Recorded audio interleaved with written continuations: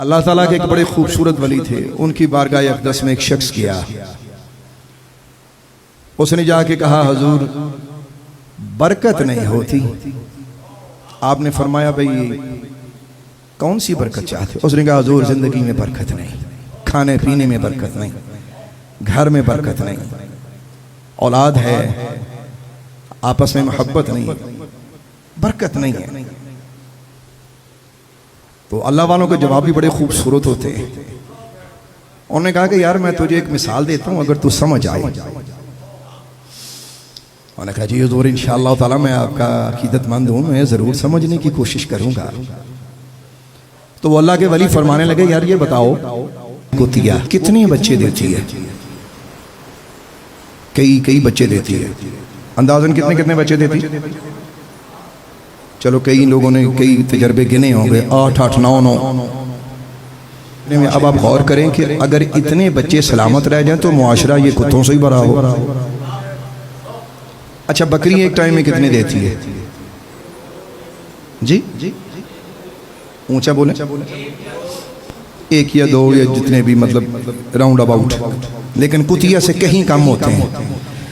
انہوں نے بڑی پیاری مثال دی، انہوں نے کہا کہ یار دیکھو معاشرے میں کتیا کتنے بچے دیتی ہے لیکن آپ کو معاشرے میں اتنے زیادہ کتے نظر نہیں آتے، بکری کے بچے کھائے جاتے ہیں اس کے باوجود کتنے ہی نظر آتے ہیں۔ انہوں نے کہا اس کی وجہ جانتے ہیں؟ اب وہ بڑا حیران ہوا کہ میں نے برکت کی بات کی ہے، یہ کہاں کتیا اور بکری کی بات آ گئی؟ سوال کچھ کیا اور جواب کچھ دے رہے ہیں۔ فرمانے لگے آپ اس کی وجہ جانتے ہو؟ انہوں نے کہا کیا ہے؟ انہوں نے کہا کتیا کا یا کتے کا کام یہ ہے کہ ساری رات بولتے رہتے ہیں اور عین سحری کے ٹائم پہ سو جاتے ہیں۔ بکری کا کام یہ ہے کہ عشاء ہوتے ہی سو جاتی ہے، فجر سے پہلے اٹھتی ہے، جو فجر سے پہلے اٹھے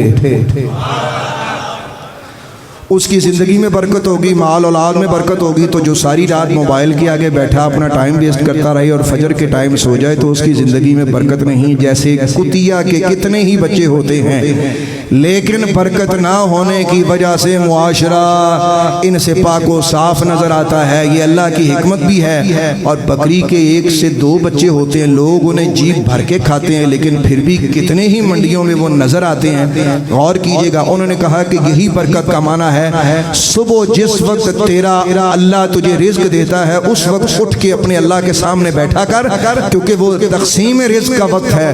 اللہ رزق بانٹتا ہے، بندہ لیتا ہے۔ جیسے بکری یا بکری کا بچہ یہ رات کو عشاء کے فوراً بعد سوتے ہیں اور فجر کے ٹائم یہ جاگ کے اپنے اللہ کی طرف متوجہ ہوتے ہیں۔ فرمایا تو بھی اسی طرح ہو جا، اسی طرح تیری زندگی میں، تیری اولاد میں، تیرے گھر میں، تیرے مال میں اللہ برکت دے دیا۔ بندہ بڑا ہونے کہ سرکار بڑی گل کمال ہو گیا، اتنی بڑی بات آپ نے کس مثال سے سمجھائی؟ فرمایا اس طرح ہو جا کہ عشاء کے بعد جلدی سونے کی عادت ڈال اور فجر کے ٹائم اٹھ کے اللہ کو یاد کر، انشاءاللہ برکت ہوگی انشاءاللہ۔ عاشقان اللہ و رسول نمبر 1 نمبر 2 اس سے آگے بڑھیے۔ دوسری بات، اللہ والیاں دی گلاں چ جویں فیض ہوندا ہے نا، اسی طرح اللہ والوں کے وجود میں بھی برکتیں اور فیوز اللہ نے رکھے ہیں۔ میں آپ کو اپنے آقا کا ارشاد سنا رہا ہوں۔ سرکار دو عالم علیہ السلام ارشاد فرماتے ہیں الابدال یکونون بالشام وهم 40 رجل۔ نبی پاک علیہ السلام نے ارشاد فرمایا کہ ابدال 40 لوگ ہوتے ہیں جو کہ ملک شام میں ہوں گے۔ یہاں شام کا ذکر بالخصوص ہے، ویسے پوری دنیا میں اللہ کے ولی ہوتے ہیں۔ اور ان کا مقام و مرتبہ کیا ہے؟ کلما مات رجل ابدل اللہ تعالی مکانہ رجلا، کہ جب بھی ان میں سے کوئی اللہ کے حضور تشریف لے جاتا ہے یعنی کہ انتقال کر جاتا ہے، اللہ اس کی جگہ پہ کسی پچھلے کو ترقی دے کے اس کے عہدے پہ فائز فرماتا ہے۔ اور ان کا مقام و مرتبہ کیا ہوتا ہے؟ سنو میرے آقا کی زبان سے، نبی پاک فرماتے ہیں ان کا مرتبہ یہ ہوتا ہے یسقا بہم الغیث، لوگ ان کے ذریعے اللہ سے بارشیں مانگتے ہیں تو اللہ دیتا ہے۔ ينتصر بهم على الاعداء، اور ان کی وجہ سے دشمنوں پر فتح مانگی جاتی ہے تو اللہ امت کو یا لوگوں کو مفتوح فرماتا ہے، اللہ انہیں فتح عطا فرماتا ہے۔ اور تیسری ان کی شان یہ ہے یصرف عن اہل الشام بہم العذاب، فرمایا یہ اتنے مقام و مرتبے والے ہیں کہ ان کی برکت سے اللہ تبارک و تعالی شام سے عذاب اٹھا لیتا ہے۔ یہاں ملک شام کا ذکر کیا، مطلب یہ ہے کہ پوری دنیا سے ان کی برکت سے عذاب اٹھایا جاتا ہے۔ اللہ والیاں دے ذریعے بارش وسے، اللہ والیاں دا واسطہ پاو تے رب منے۔